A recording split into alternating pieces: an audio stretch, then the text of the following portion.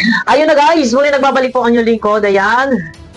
Good morning, good evening sa lahat ng ating mga minamahal na viewers saan man kayo sulok ng mundo naroroon. Mega love shoutout po sa inyo lahat. No, sa aking mga ate-ate dyan, Ate Leonie of USA, yan. Kay Ate Malu de los Santos, Ate Inday PB, kay Tita Harvin TV. Ayan, kay Ate Evelyn Sinki, mega love shoutout po sa inyo lahat. So dito guys, nakikita ninyo sa ating thumbnail na ito si Brother Jose. Mabait po yan guys. Tsaka makadiyos. Dahil babawi kay Brother Jose, bawi po tayo guys kay Brother Jose. Si Brother Jose po ay mabait. At tsaka makadiyos, no? Kaya nga po tinawag siyang brother kasi nga ano bang religion ni brother, no? Mabait po yan.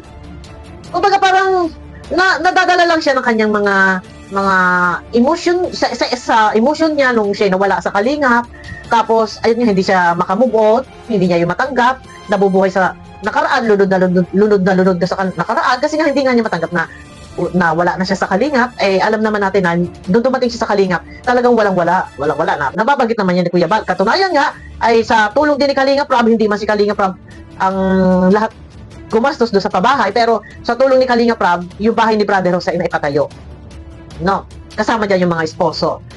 Kung tutuusin, hindi man yan sponsor ni Brother Jose. Sponsor po yan ni Kalingap Rob. Pero ayun na, bawi tayo kay Brother Jose, guys. Alam ko, Brother Jose, ikaw ay makadiyos.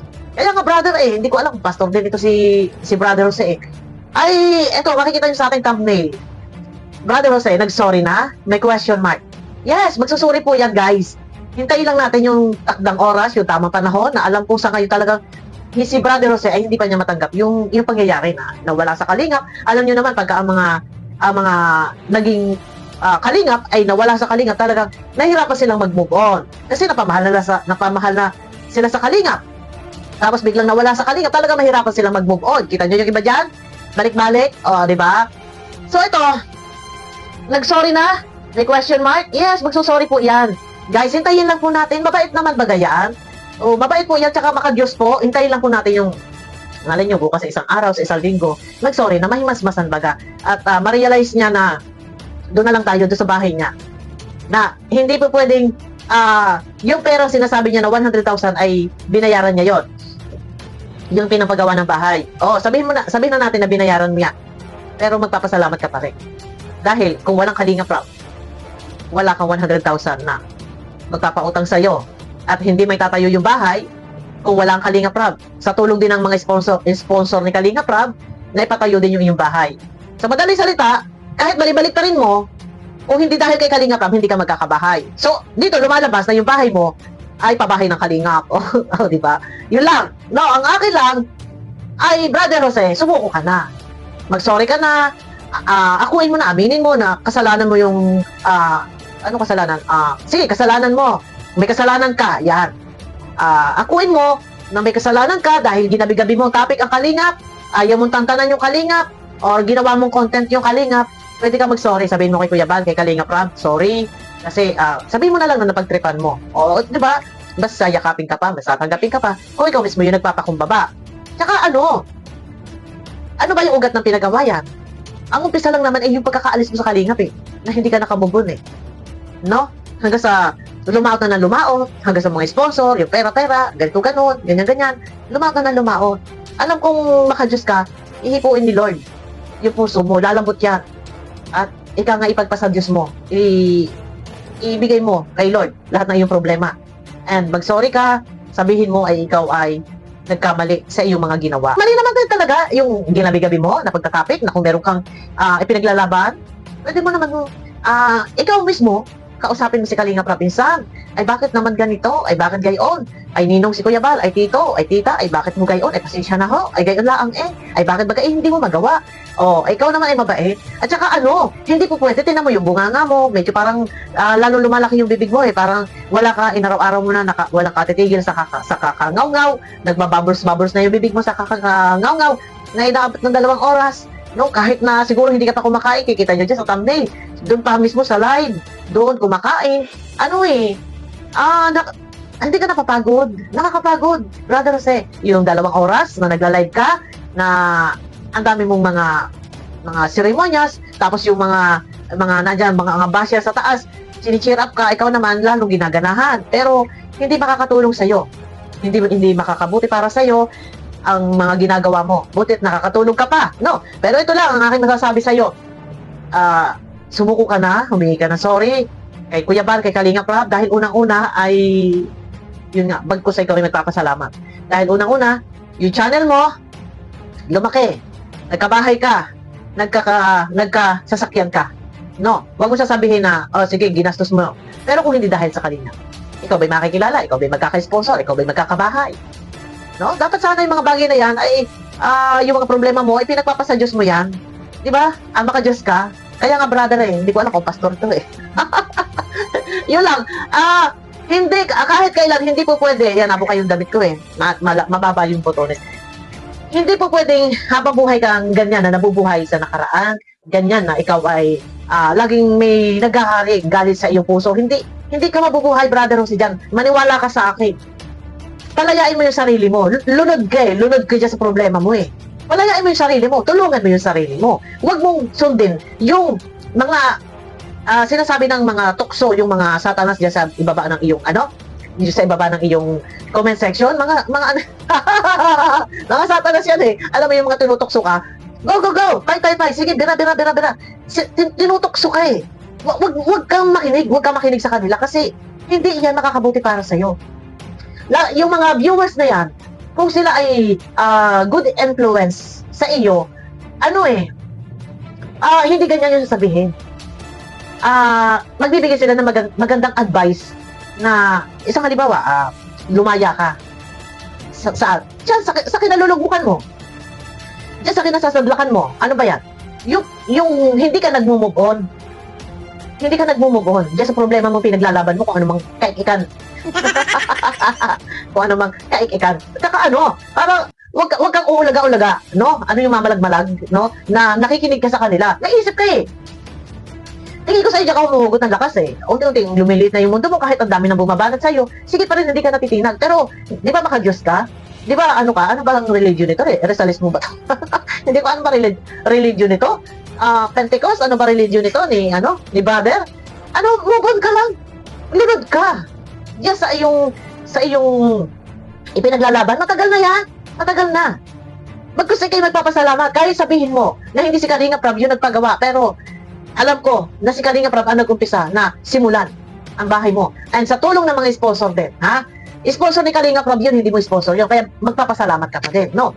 Magpapasalamat ka pa rin. Wala kang dapat na i-explain dahil alam ng tao, dahil kung hindi, dahil kay Kalinga Prab. Kahit pa sabihin na meron kang hiniram na 100,000 at binayaran mo yun, magpapasalamat ka pa rin. Subukan mo manghiram sa ibang tao. Kung pahiramin ka. Sa side mo, sa mismong partido mo, hindi sa side ni Kuya Bal, ni Kalinga Prab, hindi. Subukan mo manghiram. Kung mapapahiram ka, ipagpapasalamat mo pa rin yan. Kahit sabihin mo yan ay hiniram at binayaran mo, ipagpapasalamat mo pa rin yan. Yun ang hindi natin lagi iwawala sa ating sarili, na tayo ay, sa kabila ng lahat, ano man ang mangyari, nandiyan pa rin, hindi man hinihingi yung pagtanong na loob, dapat yun yung maghahari sa'yo. Na matuto din magpakumbaba. Masyado kasi, tingin ko sa'yo, masyadong mataas yung ere mo, no? Masyado kang mataas yung pride, hindi marunong magpakumbaba, hindi marunong sumuko, hindi marunong magpasensya. Yun, doon ka kulang. Kulang ka sa lawak ng kaisipan ng pagpapasensya. Dapat mahaba yung PC, yung tali na sinasabi. Sa madaling salita, dapat mahaba yung pasensya. Nandun yung kumbaga parang ikaw na yung inagrabyado, pero ikaw pa rin yung humihingi ng paumanhin. No? Kahit sabihin mo nasa tama ka, pero ikaw pa rin sana yung hingi ng paumanhin at ikaw nga ipagpasa Diyos mo. Total naman, ikaw ay si brother Jose, ano man ang religion mo, ay ipagpasa Diyos mo yan. Ikaw bagay nasamba pa. Ay kung ganyan din lang naman ang iyong ugali, huwag ka muna magsasamba. Dahil maraming mga satanas dyan sa iyong comment section. At pinupost. Go! Fight! Sige, bira, di ba? Pero yung ikaw, yung iyo, sunod sa kanila. Kahit itinutulak ka, doon sa kumunoy. Sige pa rin. Hindi ka natitinag, inaabot ka ng 2 oras. No, mas masarap yung minsan ay kahit na nandoon kang nasasaktan ka na, iiyak mo lang. Ihingi mo lang na sorry, pasensya na po. O ano ba naman sabihin na instant rap, pasensya ka na. Ito Bal, pasensya na po. O ako po ay tao lang. Ay kung ba yan yung ginawa mo? Ay di bagay kaganda. Pero ang iyo, naghari talaga. Nagtatanim ka ng sama ng loob, nagtatanim ka ng galit. Yan yung pag nagtanim ka ng sama ng loob, nagtanim ka ng galit, ano nga anihin mo? Ano nga anihin mo doon? Sagutin mo nga yan. Nagtatanim ka ng sama ng loob sa iyong puso. Hindi ka nagmo-move on. Galit ka pa rin. No? Ano nga anihin mo dyan? Salip sana ay magpapasalamat ka pa. Dahil, kung hindi nga dahil kay Kalinga Prab, yung sinasabi mo 100,000 pinautang ka para sa bahay. Nagpapasalamat ka sana dahil pinautang ka pa. Di ba? Ayan. Yun lang. Mabait yan si Brother Jose. Guys, kaya nga tinawag yun na brother eh. Hindi ko alam kung pastor nga ito. Ano ba eh. Mabait naman yan. Naway, huwag maghari sa iyo. Laging merong poot, merong galit, may inis. May kasama bang inggit sa katawan? Hindi dapat yan maghari. Kasi, huwag nating isablock yung ating sarili doon sa isang problemang napakasimple lang. Dapat umibabaw sa atin yung pagpapasensya at move on. Isipin natin, bakit ka lunod ka eh. Lunod ka. Diyan sa mga pinaglalaban mo. I-wash out mo yan. Hindi ka dapat, yung isang taong relihiyosong tao at tinawag pang brother. Alam niyo, pag tinawag kasi brother, ito ay mga katawagan ng mga nasa, yung mga makadiyos, mga nasa church, no? Nawawala tuloy ako sa isip ko. Pag ikaw ay makadiyos, dapat, ano man yung dumating na pagsubok sa'yo, ano man yung problemang, di ba, ganun tayo? Kung ano man yung problemang dala-dala natin, ano man yung ating mga, basta ayun na, yung mga problemang dala-dala natin, di ba, andyan tayo na ipinagpapasan Diyos na lang natin, itinatawag natin sa Panginoon. Kung bakit ito, wala nang tigil, wala nang katigil-tigil. Ayun na, Brother Jose, alam mo ikaw ay mabait, sana mag-sorry ka na.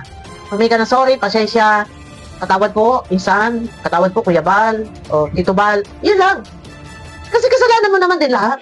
Ikaw naman din ang nag-umpisa. Alam mo, yung pinakialaman mo, yung bisita ni Kuya Bal na si Commander Chorba, nung nagpunta doon sa diet, ng birthday, pinakialaman mo eh. Doon nag-umpisa, pinagsabihan ka ni Kuya Bal, wag mo pakikialaman yung bisita ni Kuya Bal. Pero pinakialaman mo, dyan nga nag-umpisa guys. Hanggang sa humaba na ng humaba, sa lahat po, na hindi nakakaalam kung anong pangyayari, nag-umpisa yon po, nung birthday ni Kuya Bal, na pinakialaman ni Brother Jose yung bisita ni Kuya Bal, doon sa lighthouse. No?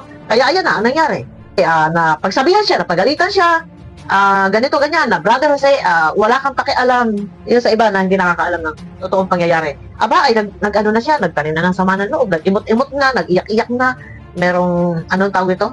Alert level 2, alert level 3, yan yung mga ano niya, pero yun na, hanggang sa, nung huli na, medyo nasagad na si Kuya, napagsabihan na siya, doon siya umiyak. Iyak siya ng iyak talaga doon kasi pinaalis na siya ni Kuya Bal. Doon na umpisa.